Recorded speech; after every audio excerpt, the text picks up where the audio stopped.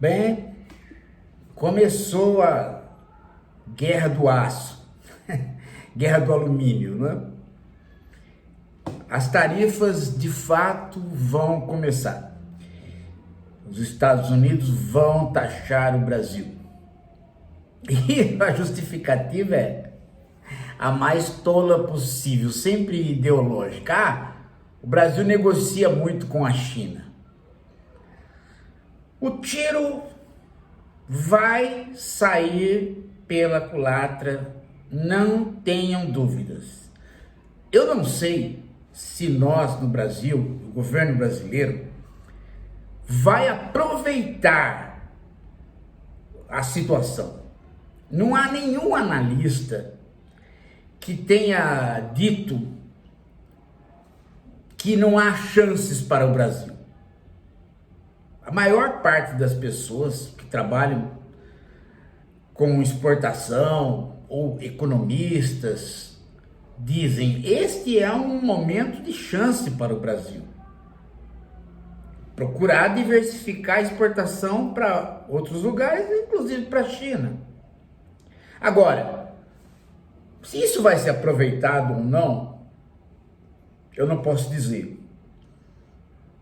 Mas uma coisa que eu posso dizer é que no primeiro governo Trump, essas medidas foram tomadas. Aliás, elas não foram retiradas no governo Biden, elas continuaram. E o resultado disso para os Estados Unidos foi um aumento de empregos, mas muito pequeno, para compensar a alta do custo de vida e o emperramento das indústrias americanas que usam o alumínio barato que vinha. Então, você não imagina, quando a gente está assim, olhando, a gente não imagina o quanto de coisas que são feitas com aço e alumínio. Aço a gente até imagina, mas o alumínio a gente não imagina. É todo tipo de indústria. Não é só a indústria automobilística, não. É a indústria de eletrodomésticos, inclusive as indústrias de ponta de fábrica de computador. É alguma coisa que não compensa você incentivar a indústria americana. Ela gerou, na outra vez que ele fez isso, Trump, ela gerou em torno de 8 mil empregos. 8 mil empregos numa economia como a americana é nada. É nada. Agora, o que ela causou de contenção de lucros das empresas americanas foi fantástico. E ele vai pelo mesmo caminho. Ele vai pelo mesmo caminho. E ainda tem um detalhe, né? Tem um detalhe ainda. Qual? Não é só o fato do preço do alumínio ou do aço ficarem aumentados demais para a própria indústria de manufaturas nos Estados Unidos. É também o problema da reciprocidade ou retaliação dos outros países em relação a estes mesmos produtos para quem faltou alumínio. Então é interessante, né? Porque veja, você faz um liquidificador e ele vai ali um elemento desses que é taxado. Então, fica mais caro o liquidificador para o americano. E aí, quando esse liquidificador já mais caro para o americano vai ser exportado, apesar do dólar ser o dinheiro do mundo, ele chega lá na Europa e recebe uma reciprocidade, ou seja, ele recebe lá uma taxação. Então ele fica mais caro e o país que o recebe o taxa. Resultado, você perde dentro e perde fora. O que você gera de empregos para a indústria de alumínio, vamos supor, estamos falando desta, no interior dos Estados Unidos, não compensa esse trânsito. Então é uma perda. Em 2018 isso já foi feito. Já houve a perda. As indústrias sabem que agora de novo vai haver a mesma perda. Então é uma política que tem uma visão extremamente arcaica do capitalismo. Eu já expliquei várias vezes aqui, né, o elemento central do capitalismo que é esquecido porque as pessoas se concentram no âmbito digamos assim, no âmbito daquilo que os jornais falam. Mas elas se esquecem de que o centro do capitalismo é a expansão do capital. Tem gente que pensa que capitalismo é mercado, que capitalismo é distribuição, que capitalismo é compra e venda, que capitalismo é livre iniciativa, mas se esquece que a palavra capitalismo, o ismo, é para acentuar o papel do capital. E o que é capital? Capital é valor em movimento. E como a gente tem que mensurar o valor em dinheiro, é dinheiro em movimento. O dinheiro parou, não tem mais capital, portanto não tem mais capitalismo. Capital é dinheiro em movimento, ou seja, é dinheiro em expansão. Então quando você não consegue fazer a expansão continuar de um lado, ela tem que continuar do outro. De modo que os capitalistas, eles não concorrem contra os trabalhadores. Essa que é. Às vezes as pessoas até de esquerda tomam as coisas, os capitalistas, né, exploram o trabalho. Então você tem um confronto entre capitalistas e trabalhadores. Este é o confronto, mas não a concorrência. A concorrência é entre capitalistas. E ela é que faz com que exista o desenvolvimento tecnológico. Eles concorrem entre eles para encontrar mecanismos tecnológicos que um supere o outro. De modo que eles possam, né, ter lucro sobre a exploração do trabalhador. Então, à medida que você quer tirar o trabalhador e pôr uma máquina, você tem que ter tecnologia. Mas à medida que você tem tecnologia, você está derrubando o outro capitalista que ainda não conseguiu aquela tecnologia. Então, ao mesmo tempo que você quer explorar mais o trabalhador, inclusive às vezes tirando ele da jogada, mais você concorre com o outro e coloca o outro em dificuldade. Você pode parar de fazer isso como capitalista? Não, porque você deixaria de ser capitalista, uma vez que você é a personificação do capital. Em outras palavras, você cumpre o desiderato, o desejo do capital de sempre estar em movimento, movimento no sentido de crescimento. Então, as indústrias do jeito que elas estão arranjadas para conseguir a maior renda possível ou o maior lucro possível. Se você coloca leis de tarifas no meio dessa situação globalizadora do capitalismo, você não ajuda em nada, você só desarranja a situação. E é isso que o Trump está fazendo, ele está desarranjando a economia mundial. É uma economia que já não vai bem, porque ela está financeirizada demais, e ele, com essas tarifas, não está impedindo a financiarização. Pelo contrário, ele acha que ele vai aumentar empregos nos Estados Unidos? Ele não vai aumentar.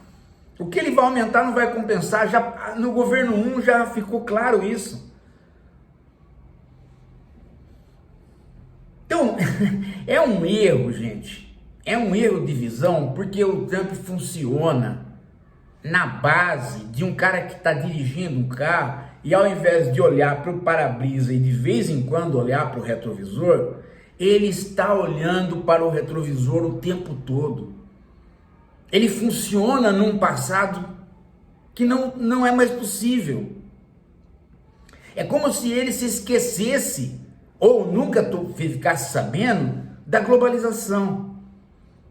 E essas mesmas medidas econômicas acabam refletindo na maneira como ele pensa a geopolítica do mundo. Ele também pensa a geopolítica do mundo com os Estados Unidos se retirando das suas organizações internacionais. Ora, os Estados Unidos são uma potência exatamente por estarem nos organismos internacionais e serem cabeças de todos os organismos internacionais. O dinheiro americano sustenta o mundo. Quando o dinheiro americano não vai mais para o mundo, ao contrário do que o Trump está pensando, os Estados Unidos não ganha poder, ele perde poder. Perde poder de decisão nessas próprias organizações que, mal ou bem, elas vão continuar funcionando mal, mas vão continuar funcionando sem a direção americana. Então veja só, hoje, a traição que ele fez ao Zelensky. Ele falou que ia, né, vou fazer a paz e tal, entrou na jogada. Falou com o Putin, aí sabe qual foi o resultado dessa conversa? Eu vou falar as palavras do Trump para vocês verem o grau de estupidez. A Ucrânia pode ser russa um dia. Aí, os ucranianos com o olho desse tamanho. Aí a segunda frase é, como também pode não ser. Aí os russos com o olho desse tamanho. Aí ele voltou na terceira, como também pode ser. Te juro, é isso que ele deixou, né? E o mais interessante ainda, ele cobrou do Zelensky a ajuda americana na guerra, via OTAN.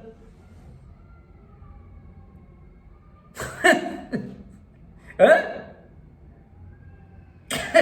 Não, gastamos 500 milhões, queremos receber.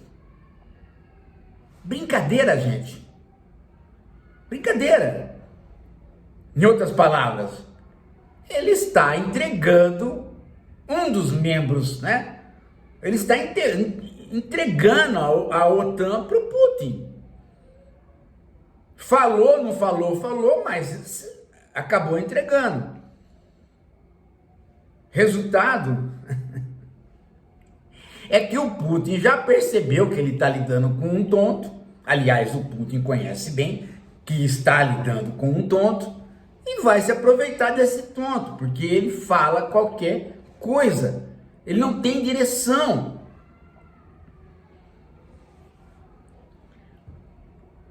Muita gente pensa que isso é uma estratégia. Eu até escutei gente dizendo que isso é a estratégia do Steve Bannon. Vamos jogar um volume de informações na mídia tão grande que a mídia se perde. E aí, portanto, decretos do Trump, um atrás do outro, seria, né, o equivalente disso no âmbito institucional. O Estado fazendo este volume de decretos equivaleria à campanha do Trump fazendo um volume de mensagens mentirosas. Não é. O volume de decretos é porque ele acha que ele pode transformar o mundo através de leis dos Estados Unidos. Ele não conseguiu entender como é que os Estados Unidos chegaram a ser uma superpotência. Ele acha que os Estados Unidos são simplesmente, que o presidente dos Estados Unidos é simplesmente o presidente do mundo, que ele faz leis. Ele acredita naquilo que ele disse em relação a nós, brasileiros, para a entrevista. O Brasil precisa mais dos Estados Unidos do que nós precisamos dele. Ele não entendeu que essa questão de precisar mais ou precisar menos não vale. Não vale. Não tem valor nenhum isso, precisar mais ou precisar menos. Não tem uma quantificação disto. Não existe uma quantificação de quem precisa mais ou precisa menos. Quantidade de comercialização não significa precisa mais ou precisa menos. O importante é quem é que se estabelece como organizador da economia mundial e quem é que se estabelece como desorganizador da economia mundial. O papel americano até hoje teve grande influência no mundo todo, e inclusive isto contava na Guerra Fria, pela capacidade de organização da economia, seja pela via social-democrata, seja pela via neoliberal. A ideia sempre é de que os Estados Unidos não querem desorganizar a economia. Até mesmo nos momentos que os Estados Unidos desorganizou a economia com o neoliberalismo, ainda assim, ele estava, de certo modo, reorganizando por outro lado. Agora não. Agora o que se está fazendo é simplesmente a desorganização. Só que é uma desorganização temporária, porque os outros países não vão se desorganizar. Eles vão começar a fortalecer os seus laços bilaterais, as suas alianças.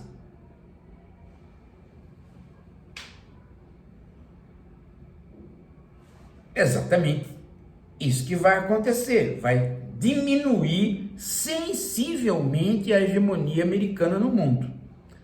Trump vai entregar o patrimônio americano, que não era o patrimônio militar, que não era nem o dólar. Na verdade, o patrimônio americano é o soft power, é a conquista das pessoas pela vida americana, pela cultura americana. Ele está entregando isso, ele está simplesmente fazendo com que as pessoas se afastem disso. E a China não tem o que oferecer no lugar. Por quê? Porque a cultura chinesa não é uma cultura exportável. A China não tem soft power. Ela tem ela. Mas o modelo dela, modelo de cultura, não é exportável para o Ocidente. Ele tem uma dificuldade enorme de entrar no Ocidente. E quando entra para as questões menores, individuais.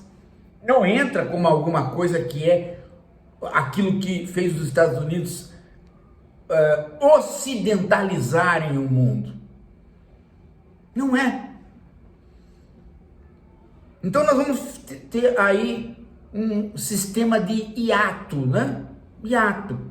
Você vai ter uma quase que ressaca, uma diária ressaca. Todo dia você vai levantar de ressaca, porque não há o novo. Você tem algum Hollywood chinês? Hã? Tem?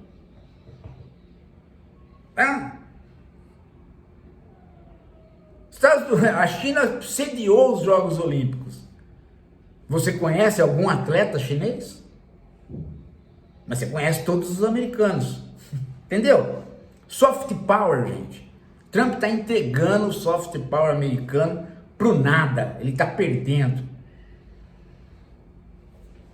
Os americanos não se deram conta disso ainda.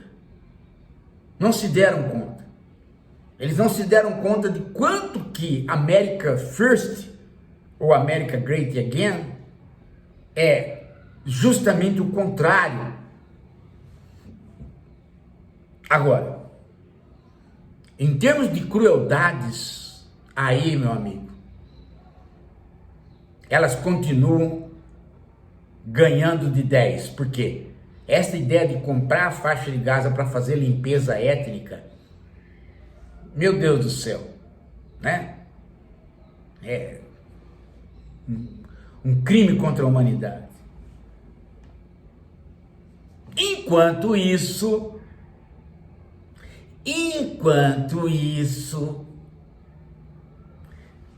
os magnatas das Big Techs estão completamente como baratas tontas, um batendo a cabeça no outro. Por quê? Porque eles não sabem se eles ficam com o Trump ou se eles ficando com o Trump, eles só vão dar força para serem engolidos pelo Elon Musk, que está com a máquina na mão. Eles ainda não sabem. Eles ainda não sabem se foi bom aderir ou se simplesmente eles entregaram suas próprias empresas para que o Elon Musk as devore. Porque todos eles precisam do Estado. Nenhuma empresa americana consegue sobreviver sem apoio estatal. Principalmente as Big Techs. E hoje, o senhor Elon Musk ofereceu comprar a inteligência artificial do ChatGPT. Ou seja, o concorrente. E agora? É isso. Daqui a pouco a gente volta.